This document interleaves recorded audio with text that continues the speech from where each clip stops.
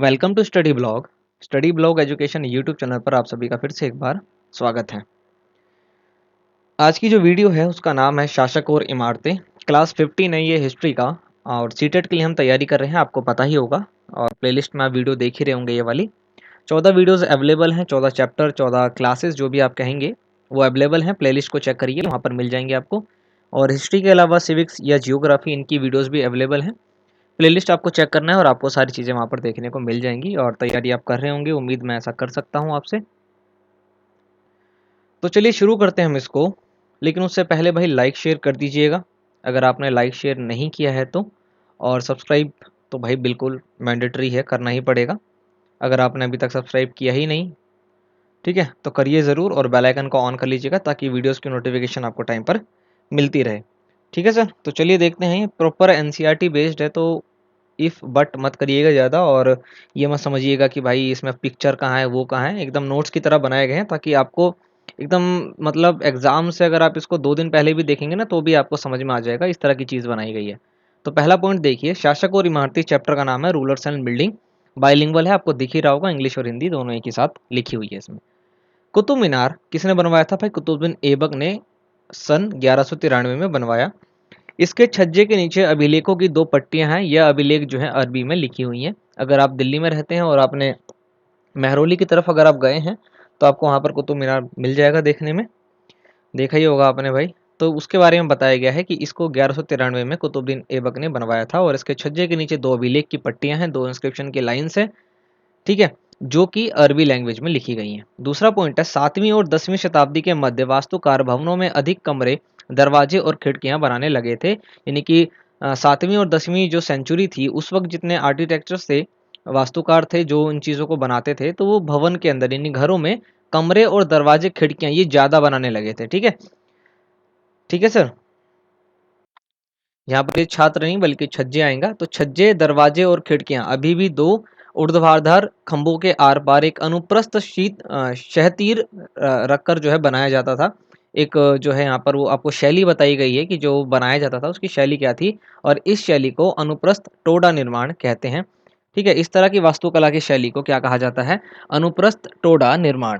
ये आपको ध्यान रखना है। ओके, अगला पॉइंट है, 8वीं से 12वीं शताब्दी के बीच मंदिर, मस्जिदों, मकबरों तथा सीढ़ीदार कुओं से जुड़े भवनों के निर्माण में इस शैली का प्रयोग किया गया था काफी ज्यादा से। एक इस प्रकार की आकृति बनाई जाती थी ना भाई, एकदम पॉइंट टू पॉइंट लाइन से बनी जाए, जो बने उस तरह की जो है बात की जा रही है इसके अंदर। अगला पॉइंट है, तंजावुर के राज राजेश्वर मंदिर का शिखर। ये देखिए मोस्ट इंपोर्टेंट है। आप प्रीवियस ईयर अगर आप उठा के देख रहे होंगे और आपने अगर उठा करके अभी तक देखा नहीं है तो जाइए देखिए उसको जरूर, आपको ये सवाल मिल जाएगा कि तंजावुर के राज राजेश्वर मंदिर का शिखर उस समय के मंदिरों में सबसे ऊंचा शिखर था। शिखर जो उसका, ये जो मंदिर के ऊपर की चोटी होती है ना, इसको कहते हैं। ठीक है, सबसे ऊंचा था ये। इसका निर्माण आसान नहीं था क्योंकि इस समय क्रेन नहीं थी भाई। इतनी ऊंचाई पर उसको लेकर जाकर के बनाना भाई आसान नहीं था क्योंकि क्रेन नहीं थी उस वक्त। इस वक्त तो थी। शिखर के शीर्ष पर 90 टन का पत्थर ले जाना बहुत ही मुश्किल काम था। इसके लिए वास्तुकारों ने 4 किलोमीटर लंबी चढ़ाईदार रास्ता बनवाया, जिसको मंदिर बनाने के बाद जो है तोड़ दिया गया। मतलब जैसे ये मंदिर है, यहाँ पर इसको जब ऐसा कुछ इस तरह से रास्ता बनाया गया था और यहाँ पर इस पत्थर को ले जाके जब इसके ऊपर रखा गया तो इस रास्ते को बाद में तोड़ दिया और ये जो स्ट्रक्चर है वो इस प्रकार से ही रह गया। तो इस प्रकार से जो है बनाया गया था राजराजेश्वर का मंदिर। ठीक है, प्रत्येक पॉइंट इंपॉर्टेंट है भाई, बार बार नहीं बोलूंगा मैं। आज भी मंदिर के आसपास के गांव को चारू पल्लम कहा जाता है, जिसका अर्थ होता है चढ़ाईदार रास्ते का गांव। चार, ये देखिए पूछा जाएगा भाई किसके गांव को, तो जो तंजावुर के गांव है उसको क्या कहा जाता है? जो जहां पर ये मंदिर है, तंजावुर का मंदिर है, इसके आसपास के गांव को क्या बोला जाता है? चारू पल्लम। क्या बोला जाता है भाई? चारू पल्लम। ठीक है, और इसका मतलब क्या होता है? चढ़ाईदार रास्ते का गांव। अगला पॉइंट है, 12वीं शताब्दी में 2 प्रौद्योगिकी एवं शैली संबंधी परिवर्तन जो है दिए थे, यानी टेक्नोलॉजी में कुछ चेंज आया था। तो वो देखिए क्या था। पहली ये थी कि दरवाजे और खिड़कियों के ऊपर की अधिरचना का भार कभी कभी मेहराब पर डाल दिया जाता था। वास्तुकला का यह चापागार रूप था। दूसरा जो चेंज था वो ये था कि निर्माण कार्य में चूना पत्थर सीमेंट का प्रयोग बढ़ गया था, यानी कि चूना पत्थर और सीमेंट का प्रयोग जो है काफी ज्यादा बढ़ गया था। ये जो है 2 टेक्नोलॉजी में चेंज आए थे वहां पर। ओके, इसके बाद है मंदिरों, मस्जिद और हौजों का निर्माण, construction of temples, mosque and हौज, इसकी बात हो रही है। तो राज राजेश्वर मंदिर का निर्माण राजदेव ने, ठीक है, राजदेव ने, ये एक साथ लिखा हुआ है नाम, ठीक है, राजदेव, ये नाम है इनका। तो इन्होंने अपने देवतारा जॉनसन के पास में करवाया था। फारसी दरबारी इतिहास में सुल्तान का वर्णन अल्लाह की परछाई के रूप में हुआ है। ये मोस्ट इंपॉर्टेंट चीज है कि फारसी दरबार के अंदर जो उसके इतिहासकार थे, फारसी दरबार के इतिहासकार के अंदर जो है सुल्तान को, जो उनके राजा थे, जो सुल्तान थे, उनका वर्णन, उनको डिस्क्राइब किस प्रकार किया गया है, उनको बोला गया है अल्लाह की परछाई। क्या बोला गया है? अल्लाह की परछाई, शेडो ऑफ अल्लाह। ये मोस्ट इंपॉर्टेंट चीज है, इसका आपको ध्यान रखना है। दिल्ली में एक अभिलेख, मस्जिद की बात हो रही है इसके अंदर, ठीक है, दिल्ली में एक अभिलेख से पता चलता है कि अल्लाह ने अलाउद्दीन को शासक इसलिए चुना था क्योंकि उसमें अतीत के महान विधिकर्ताओं जैसे मूसा और सुलेमान की विशेषता मौजूद थी, ये मानना था। इसके बाद पॉइंट है, सुल्तान इल्तुमिश ने दहली ए कहना के एकदम निकट एक विशाल तालाब का निर्माण कर व्यापक सम्मान प्राप्त कर लिया था। इस विशाल जलाशय को हौज ए सुल्तानी अथवा राजा का तालाब कहा जाता था। तो इस वाले पॉइंट में आपको आराम से दिख रहे होंगे कि भाई 2-3 नंबर के क्वेश्चन तो इजीली बन रहे हैं, ठीक है। इसके बाद है मंदिरों का नष्ट होना। 9वीं शताब्दी के आरंभ में जब पांडियान राजा श्रीगर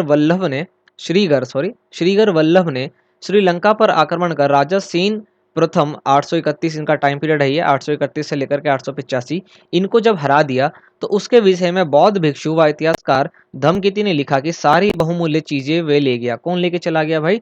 जो श्रीगर वल्लभ ने जब श्रीलंका पर आक्रमण करके वहां का राजा था जिसका नाम था राजा सेन प्रथम, उसको जब हरा दिया तो वहां से जाकर के उसने सारी बहुमूल्य चीजों को वो उठा करके लेके चला गया, जैसे कि रत्न हो गया, महल हो गए, महल में रखी हुई जो सोने की बनी हुई बुद्ध की मूर्तियां वगैरह थी, और इस प्रकार की मतलब बहुमूल्य चीजें जो थी, जैसे कि विभिन्न मठों में रखी सोने की प्रतिमाएं, उन सभी को उठा करके वो लेकर के चला गया। ऐसा जो है बौद्ध भिक्षुओं ने और बौद्ध इतिहासकारों ने अपनी धम्मकिति में लिखा है, ये आपको पता होना चाहिए, ठीक है। और बौद्ध धर्म, जैन धर्म से रिलेटेड भी वीडियो बना रखी है, बहुत ही अच्छा रिस्पॉन्स दिया आपने उसके ऊपर, तो आप उसको जाकर के देखिएगा जरूर। गजनी का सुल्तान महमूद ने भारत में मंदिरों को लूटा। भारत को में लूटने का काम भाई इसी ने शुरू किया था। गजनी का सुल्तान था जिसका नाम था महमूद।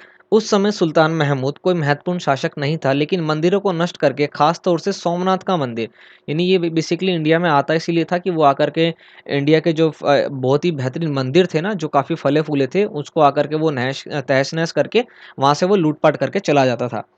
तो इसी के अंदर उसने सोमनाथ का मंदिर जो है इसको लूटा था।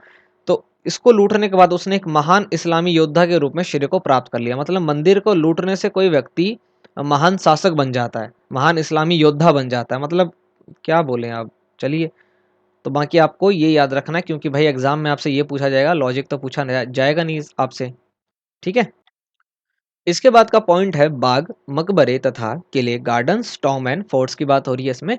तो मुगलों के अधीन वास्तुकला और अधिक जटिल हो गई थी, यानी कि जब मुगल शासन हुआ था देश के अंदर हमारे, तो उस बोला ही जा रहा है कि उस वक्त की जो वास्तुकला थी ना, तो वो काफ़ी अधिक जटिल हो गई थी, कॉम्प्लेक्स हो गई थी। अपनी आत्मकथा में बाबर ने औपचारिक बागों की योजनाएं और उसको बनाने में रुचि का वर्णन किया है। अक्सर यह बाग दीवार से गहरे होते थे तथा कृत्रिम नहरों, कृत्रिम बोलते हैं आर्टिफिशियल, ठीक है, आर्टिफिशियल लेक वगैरह इसमें बनाए जाते थे। आर्टिफिशियल रिवर जो है बना करके 4 भागों में इसको विभाजित कर दिया जाता था, और ये आयतकार होते थे, मतलब 4 भाग में विभाजित करके, डिवाइड करके, ठीक है, आयतकार यानी कि रेक्टेंगुलर शेप में इसको बनाया जाता था।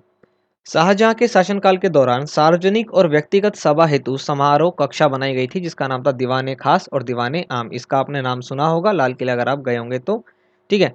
तो शाहजहां के शासनकाल के दौरान जो है इसको बनाया गया था।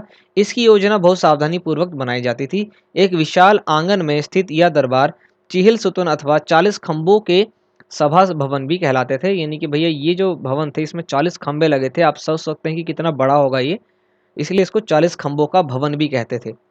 शाहजहां जो कि बादशाह था भाई, ठीक है, तो शाहजहां के सिंहासन के पीछे पितरादूरा के जड़ाऊ काम की एक श्रृंखला बनाई गई थी, जिसमें पौराणिक यूनानी देवता आर्फियस को वीणा बजाते हुए चित्रित किया गया था।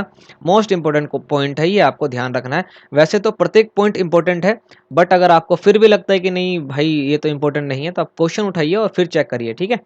तो भाई ये पूछा जाएगा कि पितरादूरा के जो जड़ाऊ काम है वो किस राजा के सिंहासन के पीछे किया गया था, तो वो शाहजहां था, ठीक है। अब देखिए पितरादूरा के बारे में समझ लीजिए।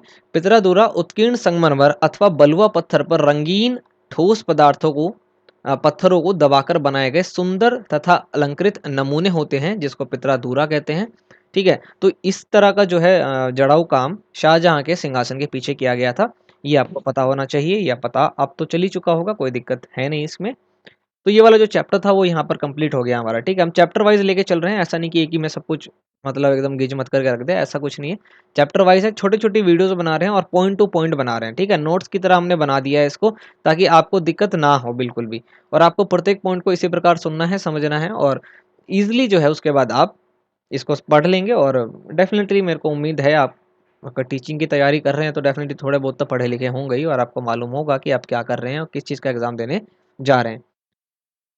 लाइक शेयर कर दीजिएगा भाई। अगर आपने अभी तक सब्सक्राइब नहीं किया है, या आप लेट जुड़े या सब्सक्राइब कर नहीं पाए, तो प्लेलिस्ट को चेक करिए, वहाँ पर आपको बहुत सारी वीडियोस मिल जाएंगी। उसके बाद तो आप सब्सक्राइब कर सकते हैं, क्योंकि अगर आप चैनल पर आए हैं और आपको कुछ लगता है कि भाई चैनल किसी काम का है, आपको कुछ कंटेंट इसमें अच्छा लगा है, या आप कुछ ढूंढ रहे हैं, तो एक बार प्लेलिस्ट को जरूर चेक करिएगा। सब्सक्राइब तो उसके बाद कर ही देंगे आप वैसे भी। ठीक है, तो सब्सक्राइब जरूर करिएगा। हम आपसे मिलेंगे नेक्स्ट वीडियो में, तब तक के लिए जय हिंद।